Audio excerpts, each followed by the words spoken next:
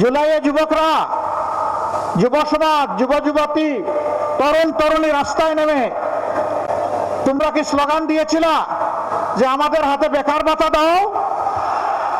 তোমরা স্লোগান দিয়েছিল আমাদের হাতে মর্যাদার কাজ দাও। এটি আমার অধিকার, আমি কাজ করে দেশ গড়তে চাই, কারো কাছে বেকার ভাতা চাই না। আমরা কথা দিচ্ছি, আমরা বেকার ভাতার কোনো আশেপাশেও যাব না। আমরা প্রত্যেকটা যুবক যুবতী, তরুণ তরুণীর হাতকে দেশ গড়ার কারিগরের মজবুত হাতে পরিণত করব ইনশাআল্লাহ। তারপরে কাজ হাতে তুলে দিয়ে বলবো, আগাও, তুমি বাংলাদেশ। হে যুবক, হে যুবতী, হে তরুণ, হে তরুণী, তোমরাই আমাদের বাংলাদেশ।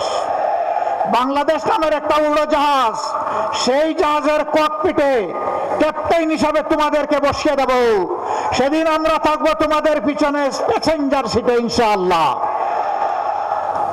আর পিছনের দিকে যাওয়ার সুযোগ নেই, সময় নেই। অনেক ক্ষতি হয়ে গেছে এই জাতির, আর এই জাতিকে বিভক্ত করে কাউকে পিছনে নিতে দেওয়া হবে না।